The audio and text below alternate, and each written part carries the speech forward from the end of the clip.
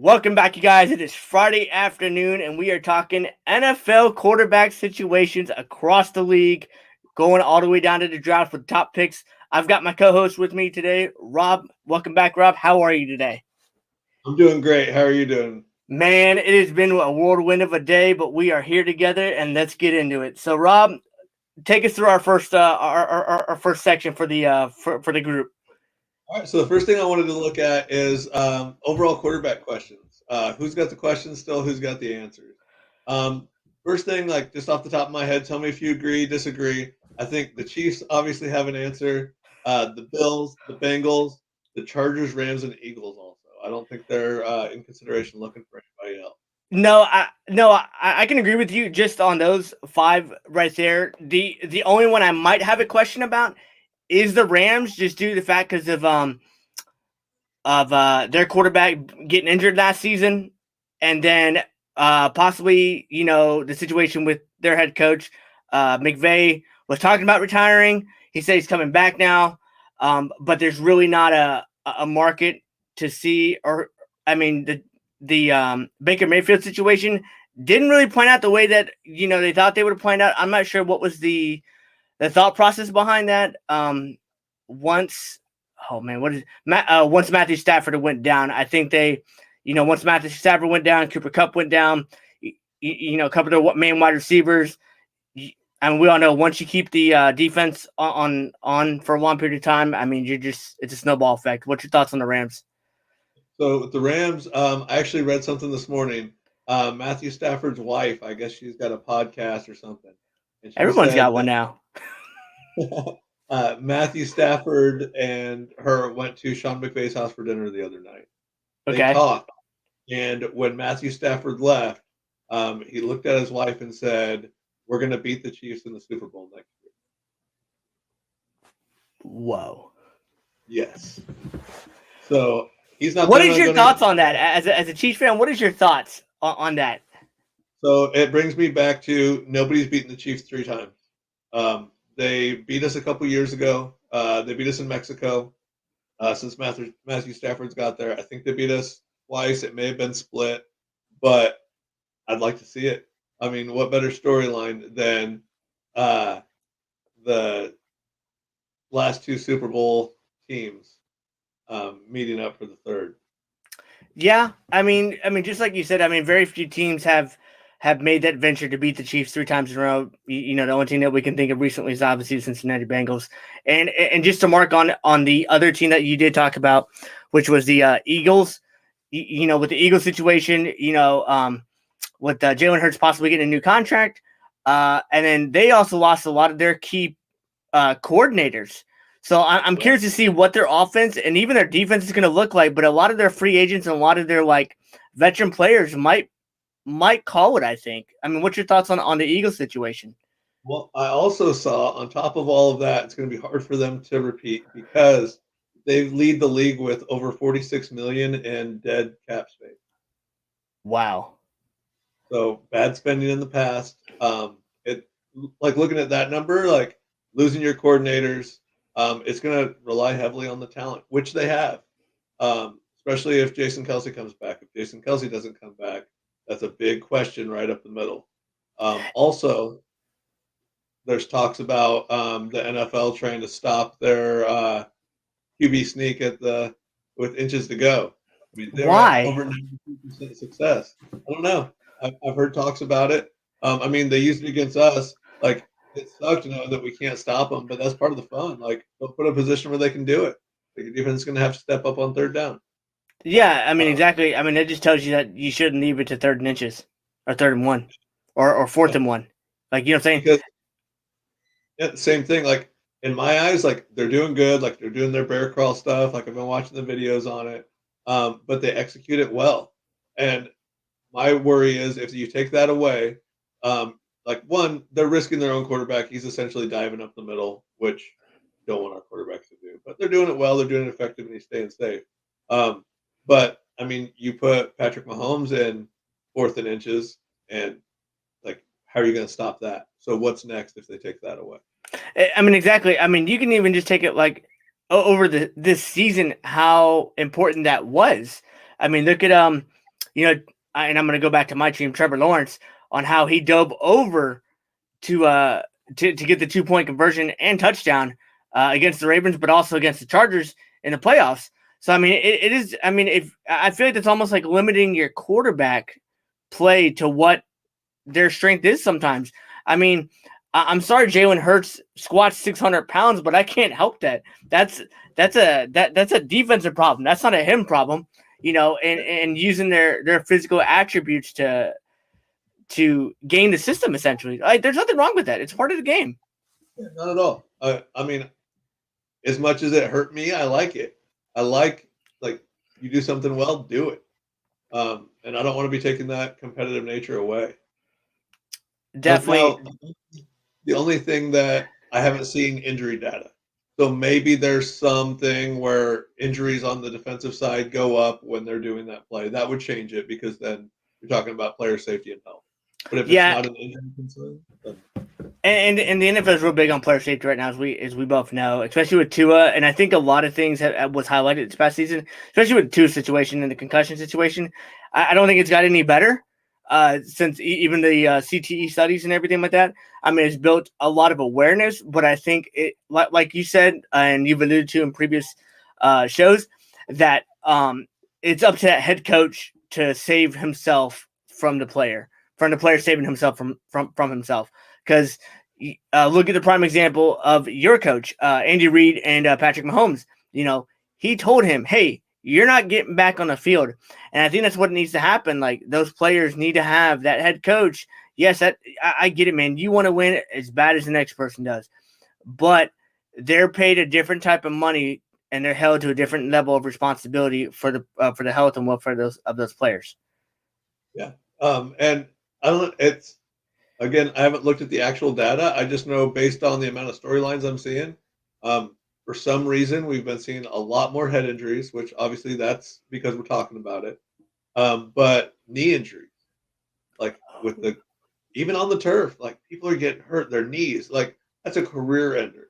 Yes. And that's what makes me bring up, like, if this is increasing the knee injuries because you have giant 350, 400-pound guys going at your knees, like, okay, I get that.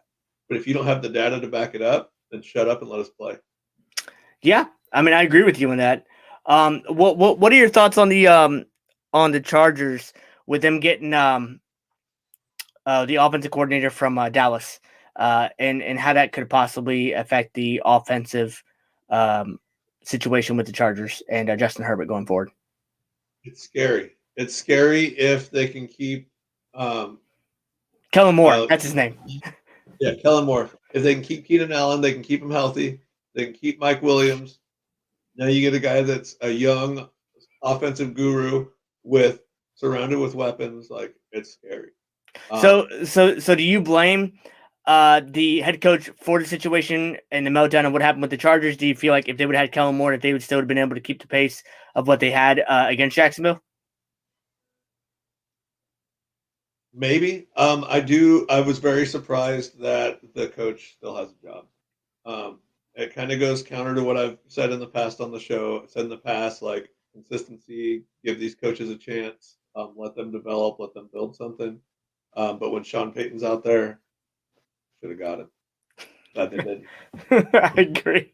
They should have just been like, hey, man, we appreciate all the work you did, but I got Sean Payton that's wanting to stay here locally, and we're going to just give him the job. But they did the next best thing. They just took a guy that took a backup quarterback and won more games. I said it before, I'll say it again. If Cooper Rush is playing in that final playoff game for the Cowboys, I think the Cowboys win.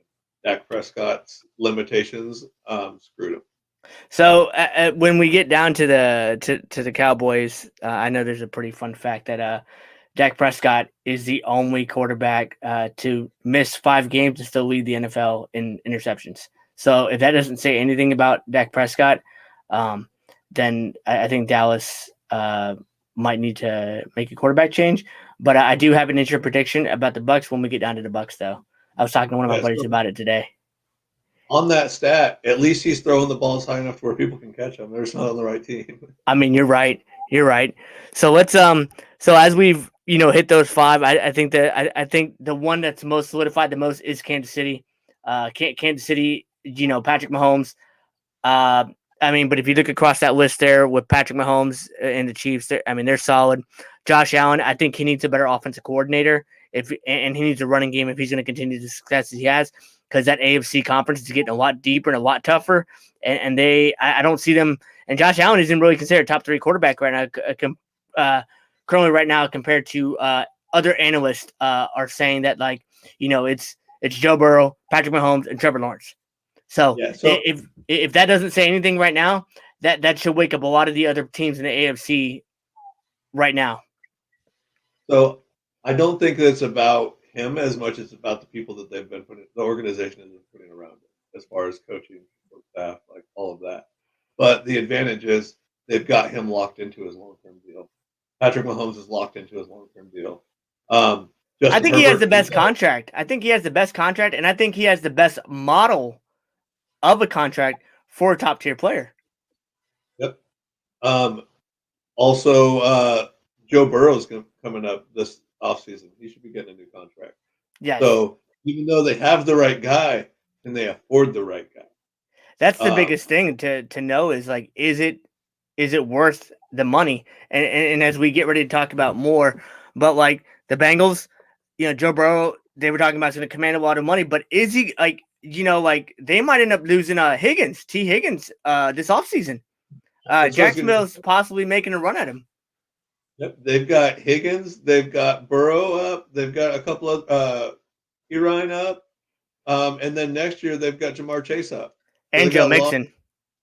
Yeah. And then with the Chargers, you don't know what's going to happen with Keenan Allen. They're talking about trading because he's so expensive and injured all the time. Herbert's going to be getting that new contract soon. So it kind of separates it out for me. The Chiefs and the Bills, they've paid that top quarterback money and they're still putting a team. What are these other high-performing teams going to do when those rookie contracts run out? I don't know. And that's what makes a great team, and that's what makes a good GM and a good head coach, because that's what we talk about a lot, which is that leadership that they can forecast and restructure deals and start having those conversations with those players ahead of time, and they're able to leverage those relationships that they have with those players and say, hey, man, what's more important? Yes, I want to put more money in your pocket, or do you want to win more games and put more money in your pocket, which will get you more endorsements and possibly make a run for Super Bowl? Well, and that's what the conversations with the Chiefs and McKinnon is about right now. So he came out and said when he left the 49ers, nobody wanted him. He got one phone call. It was from Brett Veach. Brett Veach said, come play for us.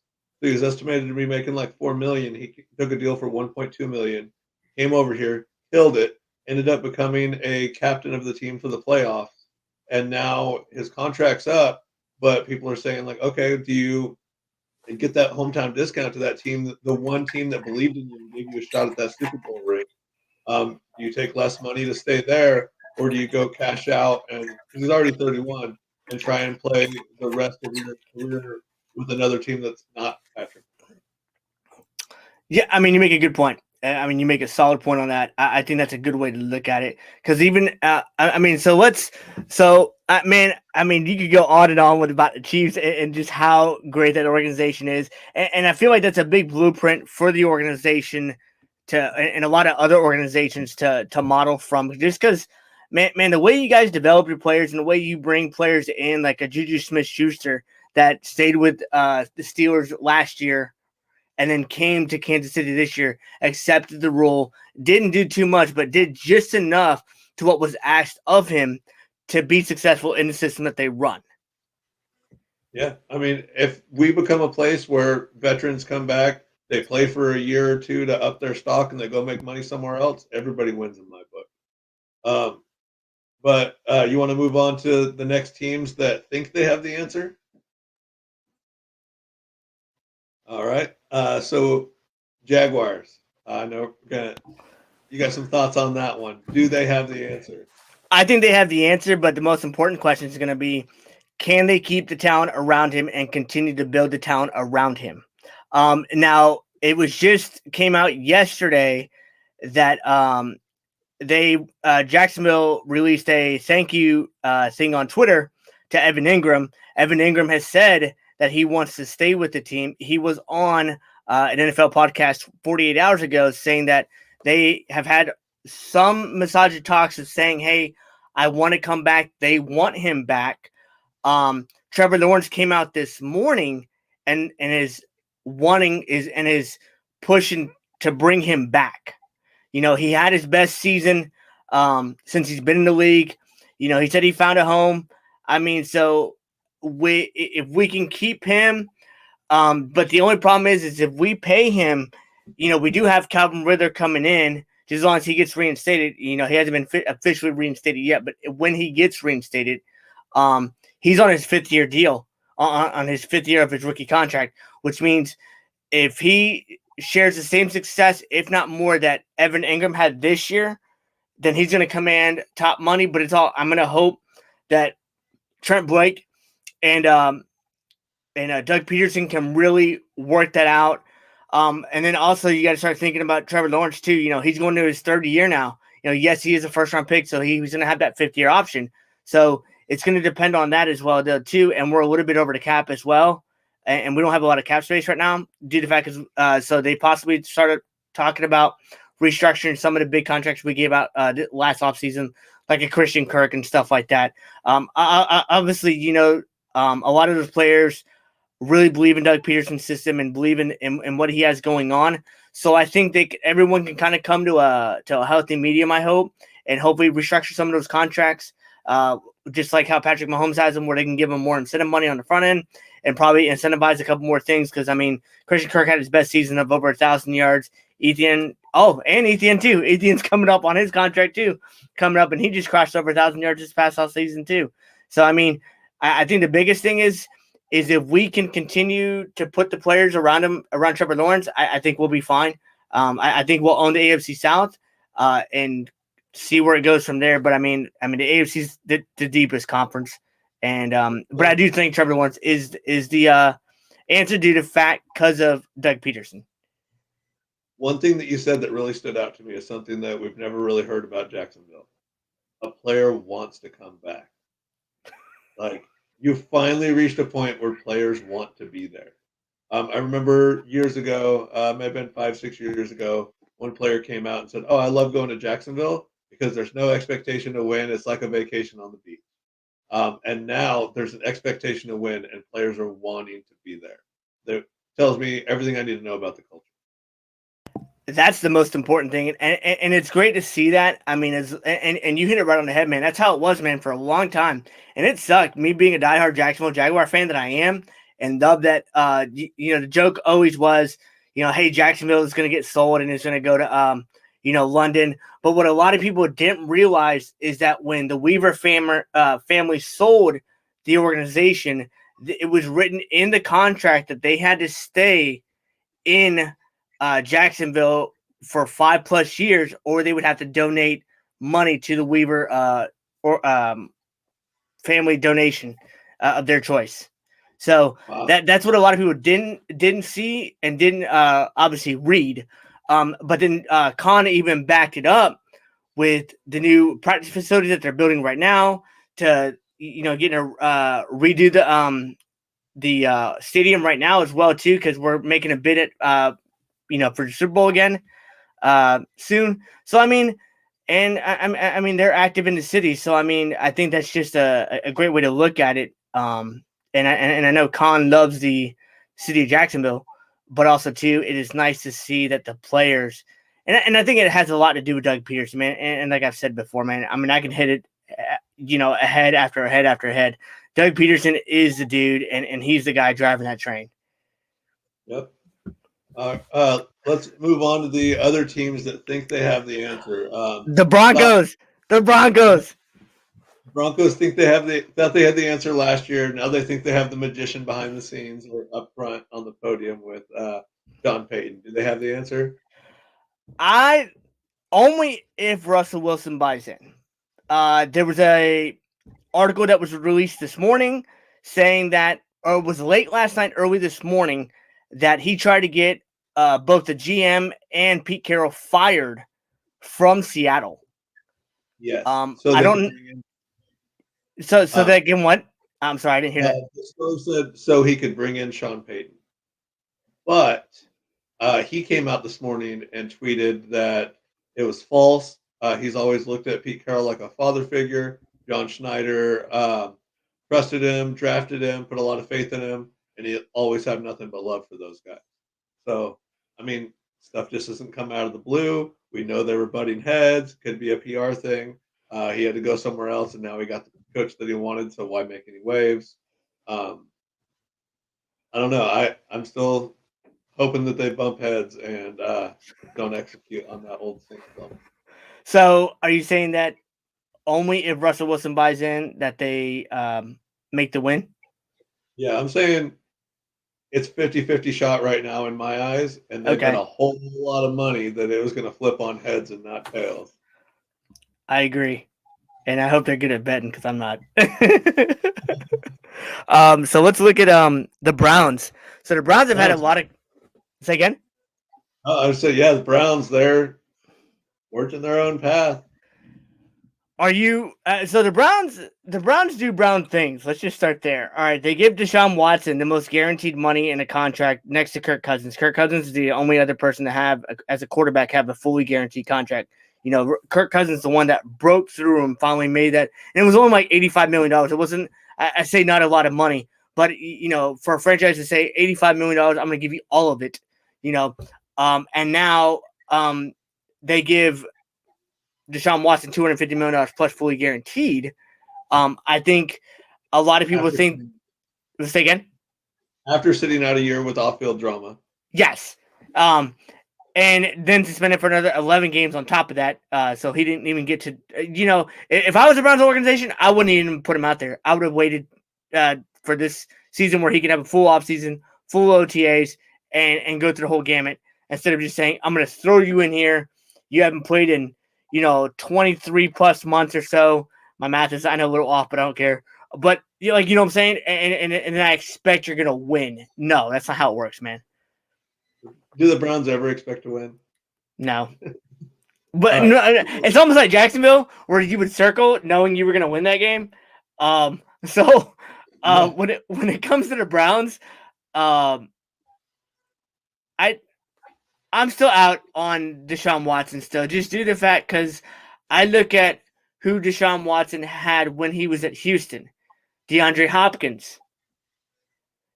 And so if you think about it, just think about it broadly. So he was in Houston with Deshaun Watson. He got him paid, remember, because he got a recontract with him, went to the playoffs, you know what I'm saying, won the division, was doing great things. The off the field stuff happened. DeAndre Hopkins gets traded to Arizona, and then he gets Kyler Murray paid due to the fact because of the numbers he's putting up because of DeAndre Hopkins. So I kind of allude, and this is just me, I've kind of alluded to that DeAndre Hopkins is that dude that got those two guys paid, is what I believe. Yeah. Yep, I can see it. So again, like, they think they have the answer. I'm not sold. Doesn't sound like you're sold. No, I'm not. I mean, that's a whole lot of money when everybody's not sold. Let's see. Next, we've got Detroit. Jared Goff did not have great results in St. Louis. Gets traded. Perfect trade, really.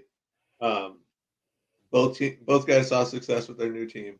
Yep. I mean, Detroit's had a rough go. They had an elite quarterback in Matthew Stafford for a long time, and everybody just kept saying they couldn't put it together. Megatron leave. He's still putting up decent numbers. Not the wins, not the number that counts, but no, he's putting up those stats though. Now Jared Goff goes there and he starts winning. Do they keep him? I think they're going to keep him. I mean, you beat Green Bay, even though like Green Bay was having like a wonky year. I mean, it's still a good win. It's still a good quality win due to the fact that Aaron Rodgers has owned Detroit, and he knows that, and they know that. And also, Dan Campbell was coaching for his job. Let's just start there to begin with. Like, if he has a losing season, he is gone. And we all know that, and I think everyone knew that. So I was very happy to see that Jared Goff actually had a great season due to the fact because the quarterback coach for Detroit is Mark Brunell, actually, which is our what are one of our first quarterbacks for Jacksonville. So I'm a big Mark Brunell fan. So just to see that what he's been able to do with Jared Goff, I think just shows what he's been putting in. And I think they finally their wide receiver. I think St. Michael's is their wide receiver, has been doing very well with the offense and just moving along. I mean, everyone's like, oh, well, they went 9-8. Cadwell went 9-7 and he got fired. And I go, I get that, but these are two different times we're talking about. Like, you have an extra game now. You have to kind of see, like, okay, where they were at before Dan Campbell started. They were on Hard Knocks last year, and I thought it was great. Like, this past year, them watching them do Hard Knocks made me a Dan Campbell fan. Your thoughts? All right. I didn't watch the Hard Knocks this year, but yeah, they got to keep him. He's winning. They've got a chance. We don't know what trajectory the Packers are on, but for the first time, they have a shot. Next, Cowboys. They think they have the answer in Dak Prescott. They thought they Dak had Prescott's getting traded or he's getting benched, one of two, because I there's no way I believe that they can go ahead and put Dak Prescott in full time. Yes, he's getting paid a buttload of money. I get it. But a lot, like we just alluded when we opened the show, which was he's the only quarterback in NFL history to miss 5 games and still lead the NFL in interceptions. Yeah. And he almost reminds me of a Jamarcus Russell. Yeah. Except Jamarcus Russell didn't have the owner patting him on the back every time. So They still gave him a big contract, though. Just what I do. Jamarcus Russell got one of the biggest contracts as a rookie, coming in from LSU. I mean, the Raiders paid him that was before the pay scale Yep. change, and that was back when you had to. That was back when Sam Bradford was making a bunch of money as a rookie. Hey, he's still around though. He's the Arizona Cardinals backup. Yeah, I mean, that's crazy. I don't think anybody's been paid more for incomplete passes. So are you sold on Dak Prescott? Oh no. The team was better with Cooper Rush. So all right. So Cooper Rush. So are you saying do you start Cooper Rush and Pollard and you either restructure or you cut Zeke? I don't think that they can sign Cooper Rush. I think Cooper Rush follows Kellen Moore to San Diego because he's a free agent too. Oh wow, that just got interesting. Yeah.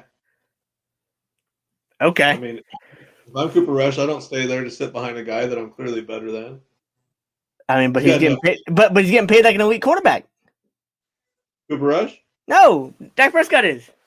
Yeah, that's what I mean. Like, if they're going to be loyal to him, I'm going to follow the guy that put me in a position to succeed, which is Kellen Moore. Fair enough. Next, we've got the Vikings. Kirk Cousins, the answer? I've always rooted for Kirk Cousins. I remember when he came out of Michigan State.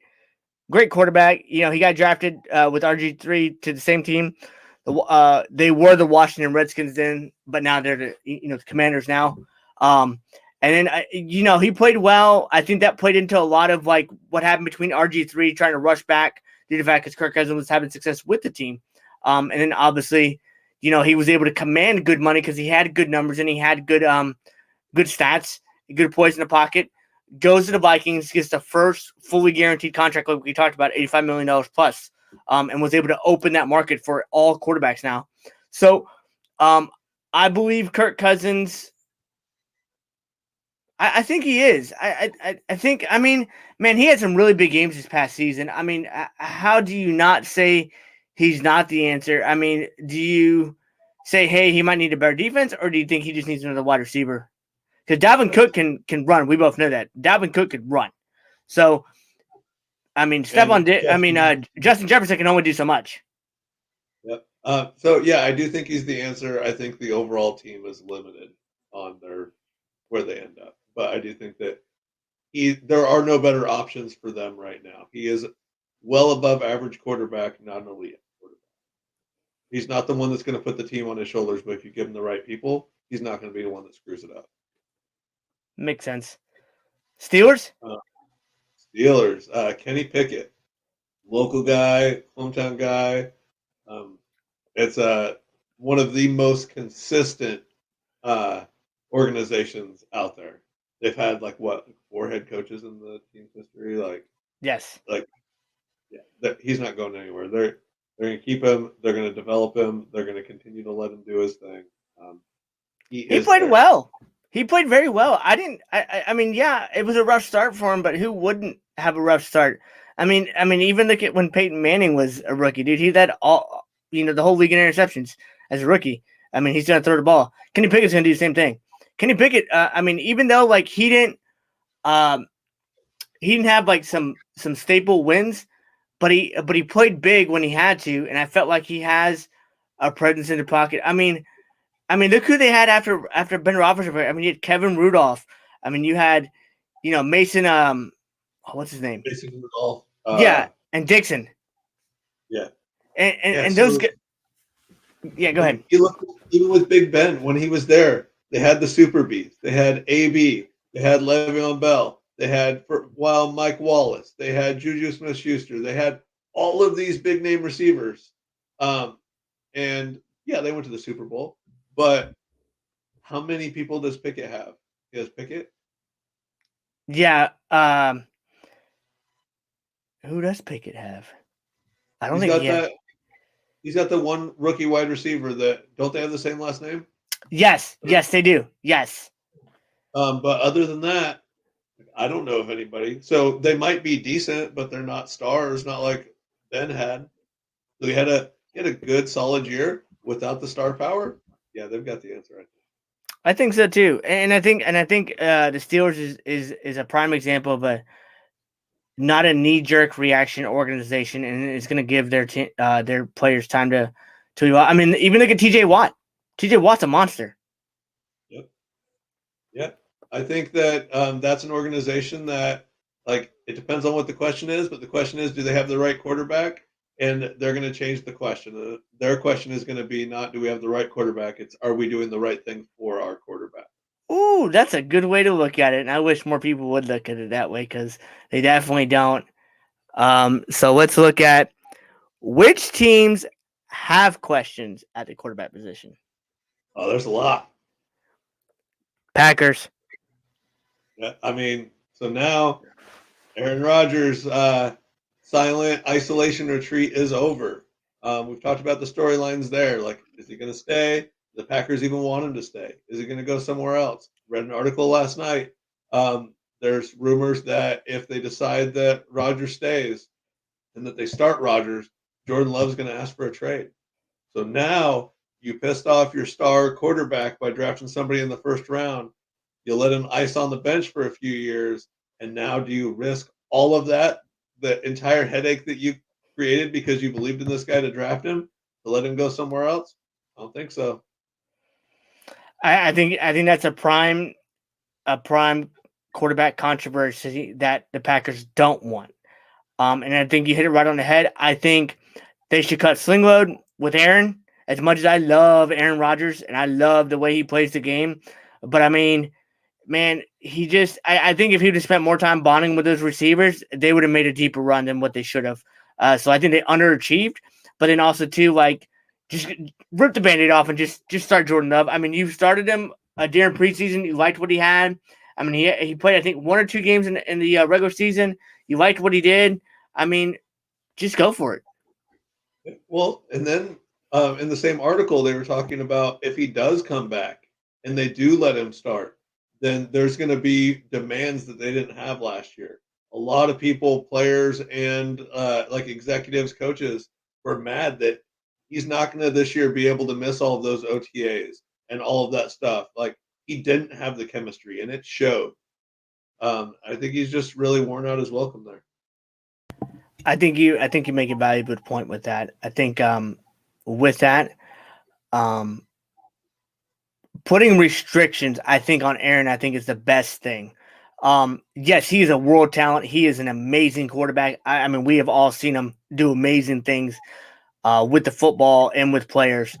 And I think they saw how much work between him and Devontae and how much work and how much chemistry they had, that they're like, okay, dude, like if you put that same work ethic into the players that you have and instill that confidence to those players, then it will bleed over and we will be a better team and we will possibly make a deep run because the NFC is wide open and it's all going to be which team is going to click at the right time and which team is going to just, and once they get rolling, I mean, because think about it. Think about if Detroit would have made it into the playoffs, what could have possibly have happened? Yeah. Well, all right. So let's look at who he has around him. So Randall Cobb is gone again. Lazard is free agent. So are there enough weapons to even make Rodgers want to come back? That's been his biggest complaint. They weren't giving him the weapons. He had to develop his own weapons. Um, I don't know if he comes back out. If he does, I don't know that he's fully committed if he stays there. And if he goes somewhere else, I don't can't think of a good landing spot for him. Somebody that's going to give up enough capital to make it worth it for the team to trade him, or put him in a good enough position to win, or with a good enough weapons to motivate him to want to go there. All right, I'm going to come on record. I'm going to say it. I'm talking about the Packers. And I was telling you, I was talking about this earlier today with my buddy. All right. I think the Packers trade Aaron Rodgers to the Bucs. Think about it this way. The Bucs have a decent defense, right? Yep. Okay. You got Mike Evans. You got Godwin. You got two decent tight ends. Yep. Nobody's really a rookie. You got Leonard Fournette. You can use the play action. He's, he knows Todd Bowles. He knows Bruce Arians. He could run that offense and he could make a run. That way, in a weaker division, possibly be a first-round seed, and the Packers get probably one or two players, maybe a wide receiver or maybe a couple of draft picks, and go from there. What do you think? I think that, like I've been saying, that's the ideal situation for a quarterback, but he's going to have to take less money because right now, over the next 2 years, he's guaranteed $60 million. And if you go to Tampa, then you have no state income tax, so which means you're going to get all of that money. And then so you can cut your contract money, get the same take home money, and win. Exactly. But does Aaron Rodgers want to win, or does he want money? Well, he's always said. I mean, he did say he wants MVPs. Well, if you put MVP numbers up, you're going to get MVPs. I mean, look at Patrick Mahomes. No offense. Patrick Mahomes threw for over 5,000 yards this year. All right. That's why he got the MVP, because he threw for over 5,000 yards. And we're not saying that because if Jalen, and not to go offside, but if Jalen actually plays the rest of the season, he doesn't get the MVP. All right. Yep, that's fair. A lot of things have to be massaged to get him to fit there. But if they can make that work, Super Bowl favorite. Or maybe this happens. And just play devil's advocate real quick. All right. Aaron Rodgers goes to Tampa. Aaron says, I want Bruce Arians to come down and coach. Todd, you're going to go back to be my defensive coordinator. And you've got the players around you. I think that could work. I think that he leverages what Brady set in place. And all right, Brady got to make a lot of these offensive decisions. And he was essentially a coach on the field like Peyton Manning was. Mm-hmm. I want to be the coach on the field. You can keep your offensive coordinator. Arians can talk to me on the side, kind of let me know what's going on from his whatever special position he has, but let me run my offense. I'm good with that. Yeah. All right. So the 49ers. So as we know, the 49ers, what's his name? Mr. Irrelevant isn't having surgery right now. Yeah, Brock Purdy's not having surgery right now. So they're trying to say they're going to go full steam ahead with Trey Lance, but I think it's the wrong decision. I think they should trade Trey Lance, and the San Francisco 49ers should petition the competition committee to have 3 quarterbacks on their active roster at game day. I think that's what needs to be changed. Because if you look at it, if San Francisco actually has a 3rd quarterback on the roster, because they can only have 2 on the roster for game day. But imagine if they would have had 3 actual quarterbacks, we could be looking at a different Super Bowl than what we saw, even though it was a great Super Bowl. I'm not saying that, but all I'm saying is that San Francisco felt like they got shafted in a way, which they did, due to the fact because of the rule, but then also just like how 4 years ago when the blatant passing interference call that didn't get called against the Rams against the New Orleans Saints, and had New Orleans Saints went to the competition committee to get that rule changed, and they were successful in the offseason to do that. So I think they should use that leverage, because you don't know how much time you have left in the NFC, even though with the players you have, that you're going to still continue to have the success you have, and how much good years do you have left with Christian McCaffrey? Yeah, well, and I mean, it's not like it's all upside to doing that. It's not like it's going to give somebody an unfair advantage. If you have to take a third quarterback, that's an extra defensive back that you don't have out there. Your guys are going to be more tired. It's still got to be a calculated decision. I don't care if you want to start 53 linemen, do it. Like,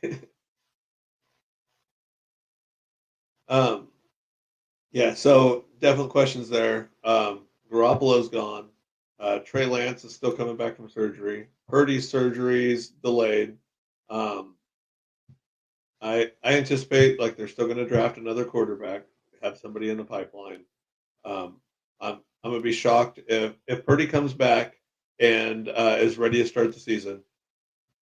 Like, I don't know, maybe I would start Purdy at this point, leave Trey Lance on the bench, and then trade Trey Lance.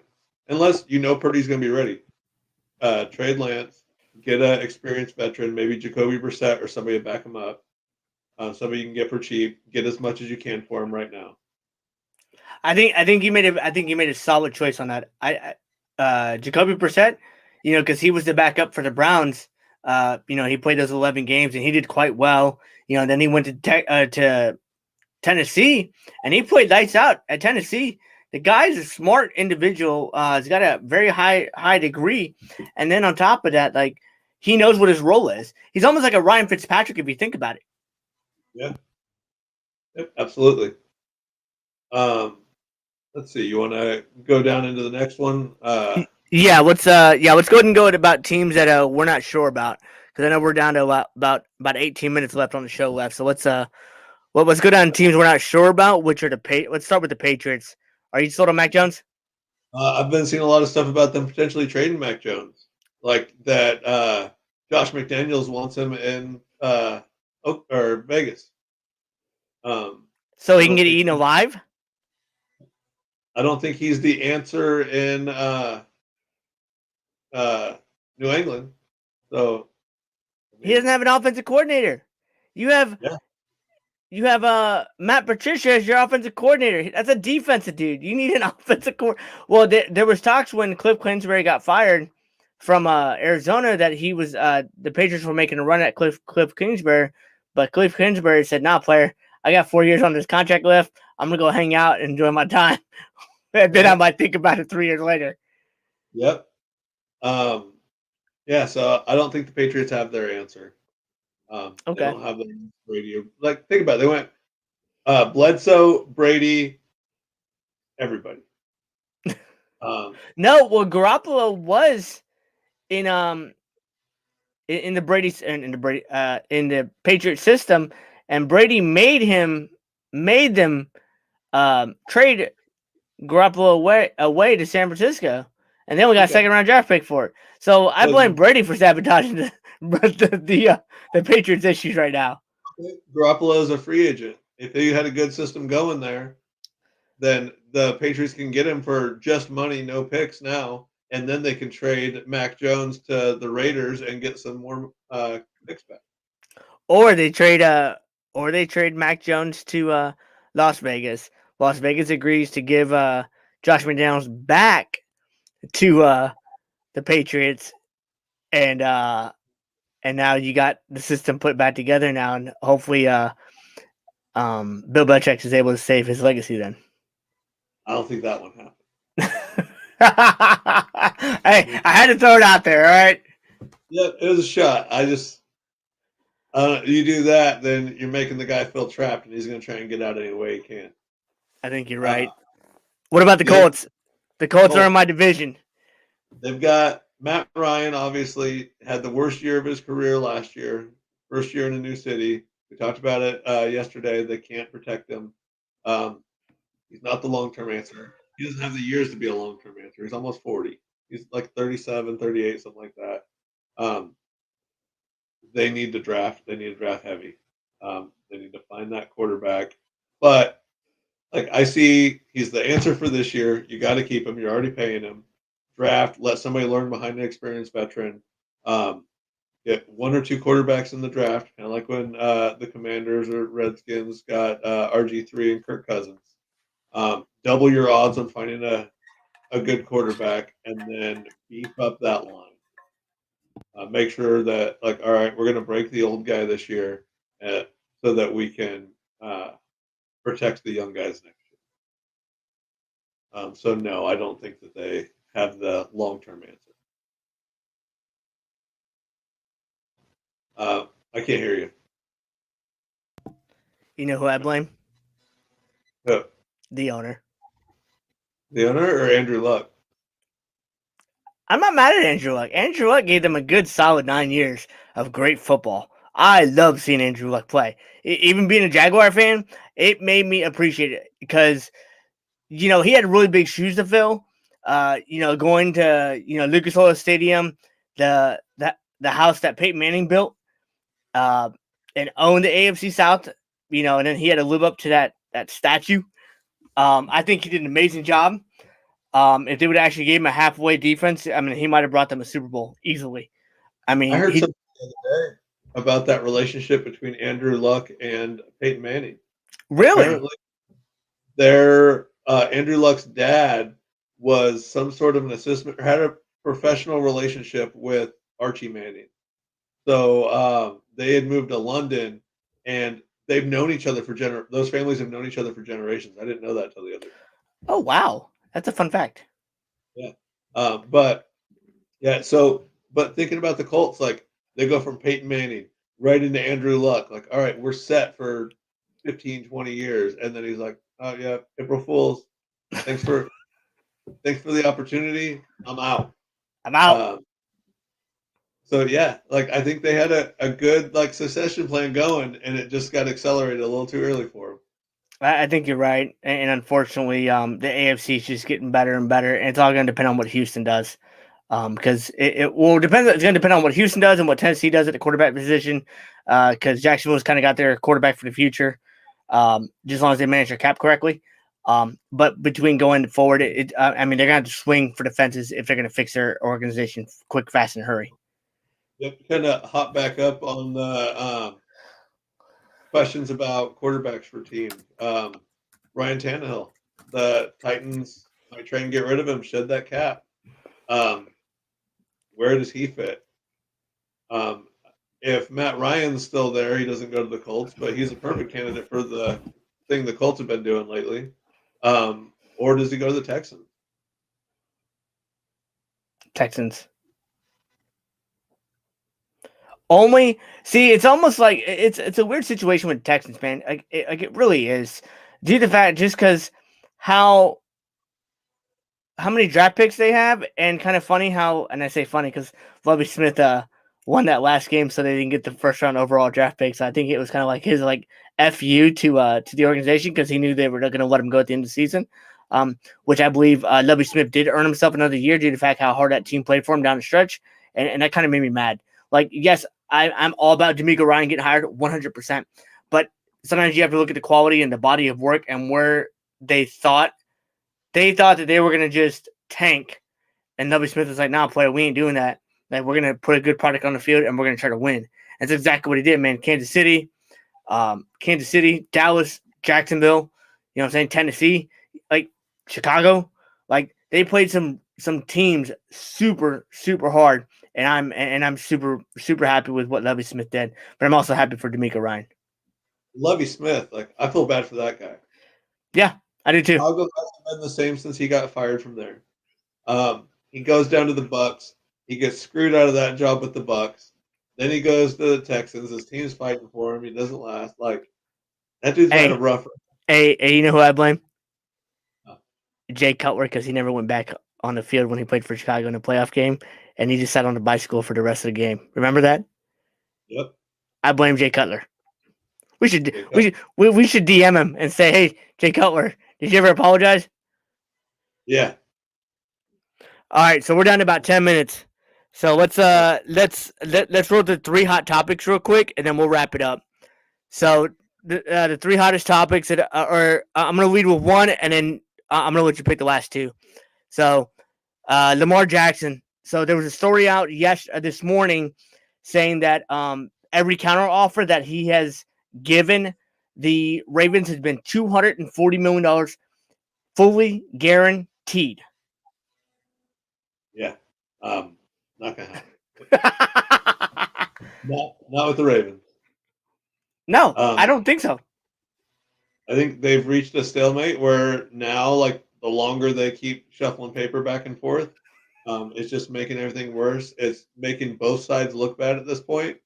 Get what you can get. Right now, I think he's more value added as a trade piece than a basically franchise.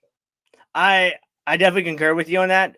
Just due to the fact because you have that one contract that he's saying, "Hey, this is what this person got," but only one person got that. Kyler Murray didn't get that type of money. Russell Wilson didn't get that type of money, and they just had recent contracts as well too. So why should just because of one person got all that money makes you think that you deserve that money as well? That conversation changes if you can figure out how to play a full season.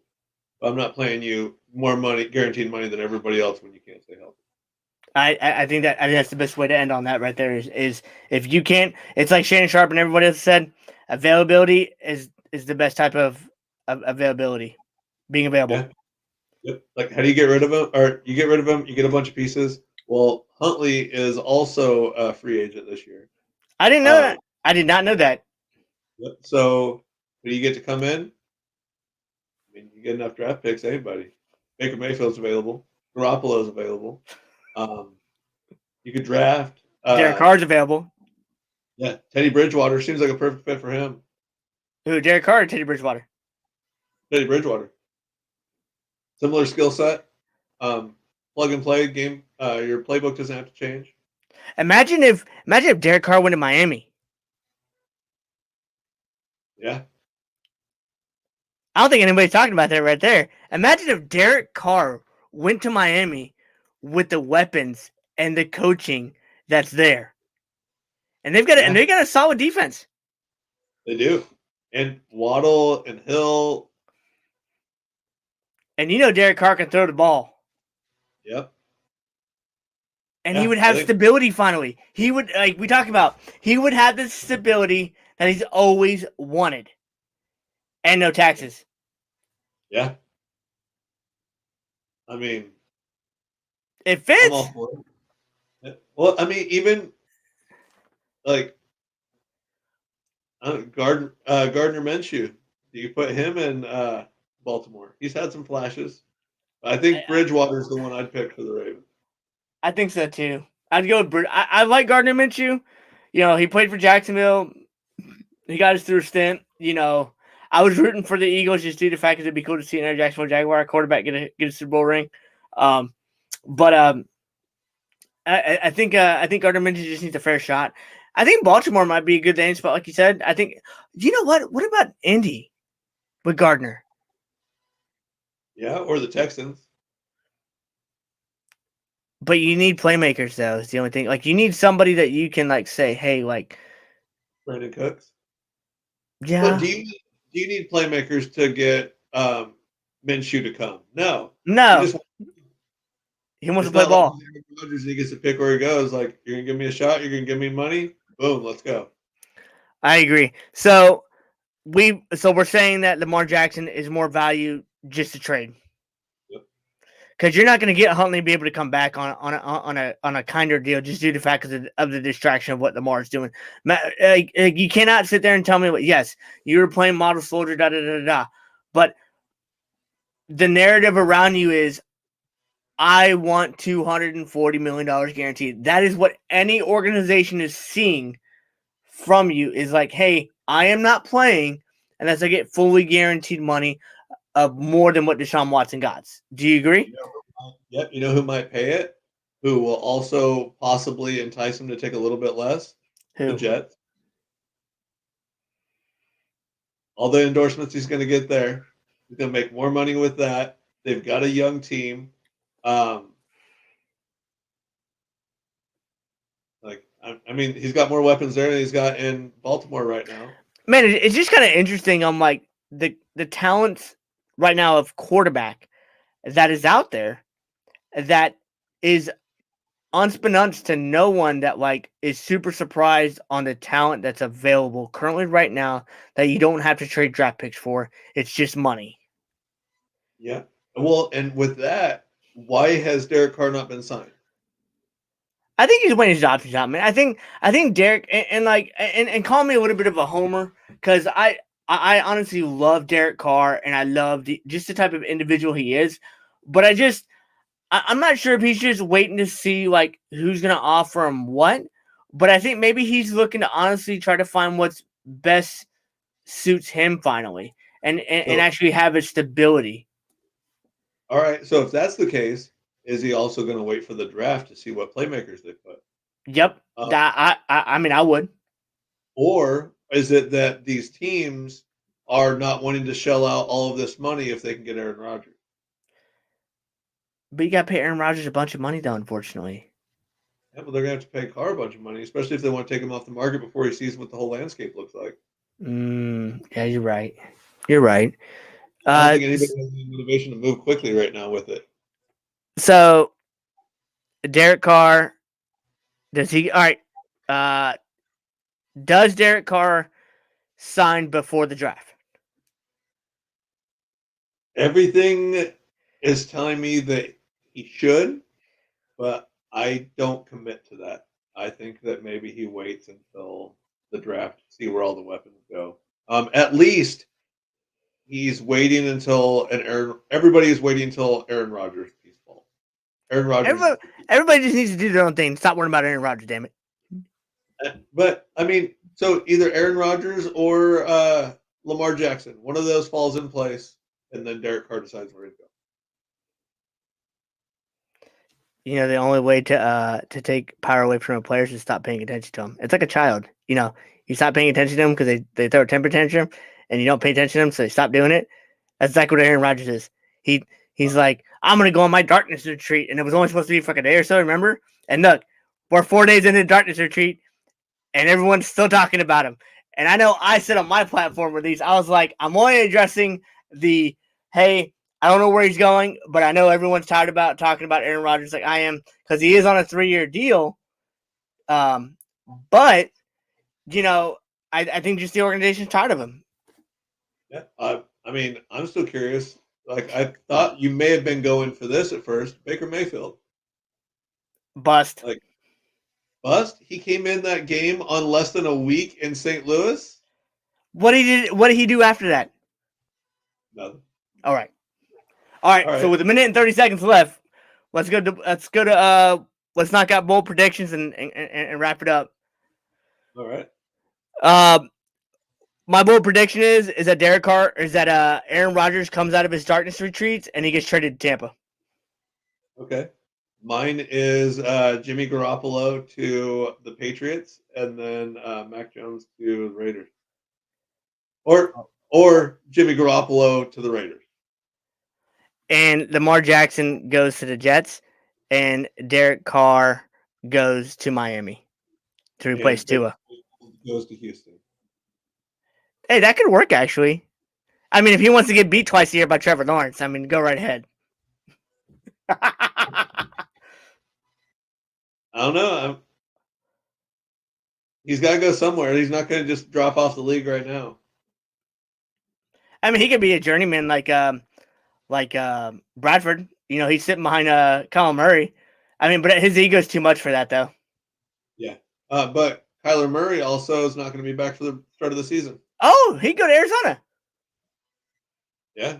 Yeah, that'd be wild if they got into like a shouting match or something between Kyler Murray and Baker Mayfield. I think I'm giving that fight to Mayfield if they throw blows. I'm right there with you. Well, you guys, those are our quarterback situations. We're going to have to do another one because we only made it through about half of our material, you guys, but we will come back at a later date. But you got our bold predictions. Rob, I greatly appreciate you always coming on like always. We appreciate whoever decided to hang out with us. If you definitely like the material and you like what we had to say, go ahead and hit that share button, hit that subscribe button. And as always, you can always check us out on Bodpeen podcast and obviously on YouTube as well and Twitter. Definitely let us know how we're doing and what would you guys also like to see us cover. Rob, you got anything for the group before we get out of here? Yeah, you said let us know if you like it. I say let us know if you don't like it. Challenge us. Oh, there you go. Going. Definitely. Well, we appreciate it. We thank you so much. And have a good weekend, you guys. Have a good weekend.